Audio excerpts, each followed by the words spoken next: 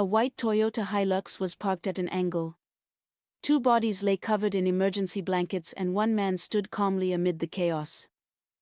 MK Wanazi was at the scene again this morning and South Africa couldn't stop talking about it. By 9 a.m., every news outlet and social media platform was buzzing with questions. What happened? Who were these men? And most importantly, why does this keep happening? Over the next 40 minutes we'll examine this morning's incident, explore controversial role, uncover the criminal histories of the deceased suspects, and analyze why the community's reactions were so divided. Perhaps most surprisingly, the legal implications are far more complex than they appear, with potential to reshape how South Africa approaches crime prevention. Pause for a moment and consider this.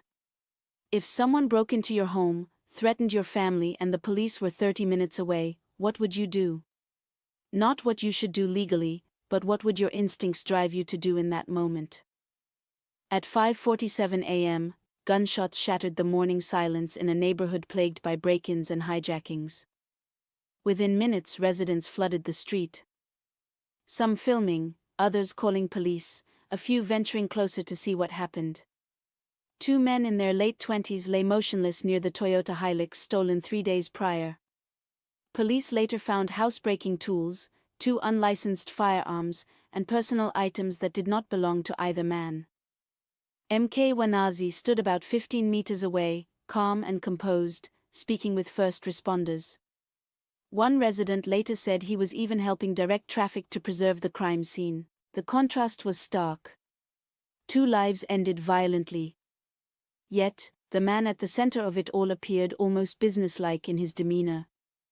For those following South African crime news, MK Wanazi is a familiar name. A former professional security officer from KwaZulu-Natal, he has often operated in the grey zone between community protector and vigilante. Some hail him as a savior defending communities that police cannot adequately protect. Others warn he sets a dangerous precedent by taking the law into his own hands. His reserved media demeanor, speaking matter-of-factly rather than boasting, amplifies the polarization. Last year, he went viral saying, "I don't go looking for trouble, but I won't run when it finds me." That sentence encapsulates why he is simultaneously celebrated and criticized. The 2 men killed this morning were far from random. Suspect A had 7 arrests since 2019 for charges ranging from possession of stolen property to armed robbery and assault. He spent little time in prison, released on bail he could afford without legitimate employment, and failed to appear in multiple trials. Suspect B was linked to a hijacking syndicate across 3 provinces, though charges often failed due to missing witnesses. Police intelligence now suggests both were involved in at least 12 housebreakings over the past 2 months, including one that left an elderly woman hospitalized. These were career criminals, not petty thieves. Community reactions were mixed, but leaned toward relief. Residents gathered near the crime scene praising MKWI on social media. One Facebook post shared 15,000 times read, "Finally, someone who protects us instead of lecturing us about rights for criminals." Mothers spoke of anxiety their children had developed from repeated break-ins. Yet some expressed concern that such incidents could escalate tensions or invite retaliation.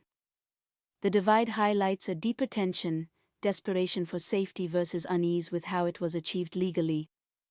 The situation is complex. South African law permits self-defense under proportionality and reasonableness principles. Section 49 of the Criminal Procedure Act allows lethal force if one reasonably believes life is in imminent danger and no other options exist.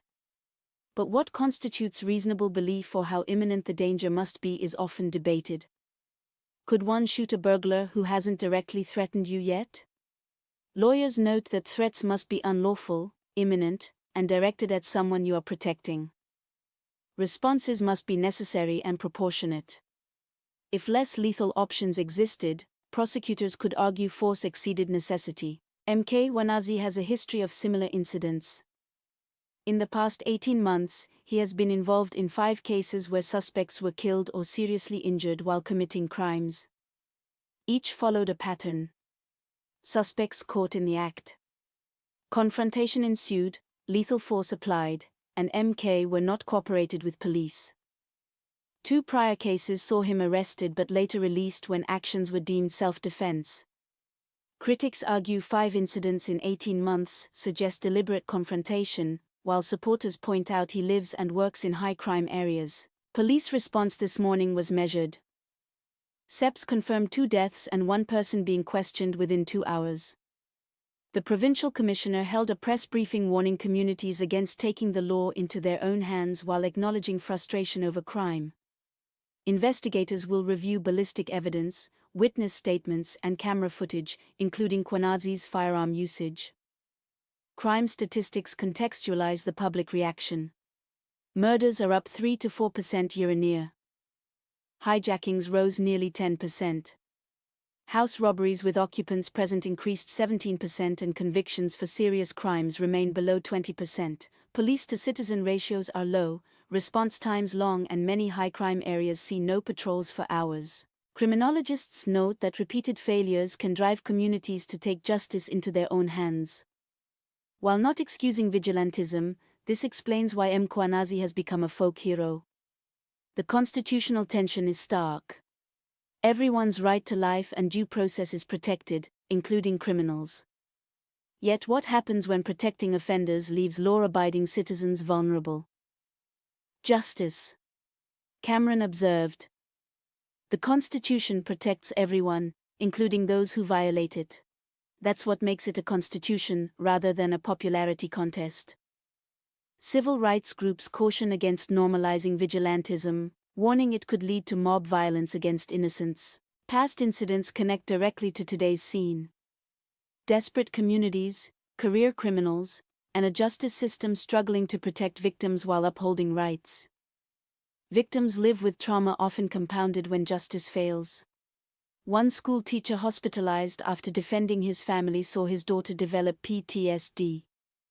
An elderly man's jewelry was stolen and never returned. In effect, citizens are doubly victimized, first by criminals, then by a system unable to prevent repeat offenses. Political reactions are predictable. The ruling party calls for calm respect for law and promises increased police visibility.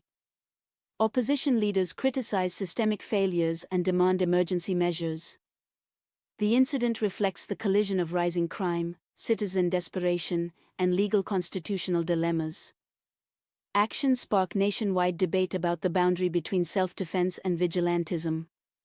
Legal experts note that while the law allows defense, slow or inadequate police responses leave residents feeling abandoned. In high-crime neighborhoods, individuals like him fill the gap between formal protection and immediate survival. While necessity may justify his actions, repeated incidents risk eroding the rule of law. Public opinion remains split. Social media debates rage, with supporters praising courage and critics warning of armed neighborhoods justified by perceived threats. Families of both the dead and previous victims navigate relief, grief, and moral complexity. Psychologists warn repeated exposure to violence, witnessing or participating leaves lasting scars on adults and children alike. The Hilux incident highlights systemic failures and the human response when law enforcement seems absent. Policymakers, legal experts, and communities face pressing questions. How to safeguard citizens without condoning vigilantism, restore trust in law enforcement, and balance constitutional rights with public safety. MK Wanazi remains polarizing, cooperative with police, yet a symbol of citizen-driven justice. Communities discuss patrols, security, and self-defense. Political leaders debate. Legal analysts review precedents. Citizens wrestle with moral and emotional responses. The Hilux scene reflects a broader struggle in South Africa, balancing justice, safety, and legality in a society confronting persistent threats. This morning's events, the suspects' histories, Moni's presence, and divided reactions point to a stark reality. South Africa faces more than crime. It confronts a crisis of confidence, legal ambiguity, and societal reckoning. The Hilux at an angle, bodies covered, and a calm man standing nearby symbolize a society grappling with the limits of justice and instinct for survival.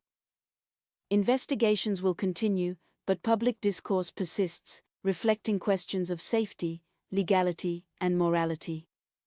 The story is not just a morning headline. It embodies ongoing tensions between protection, justice, and human instinct in a nation struggling to reconcile law, crime, and community.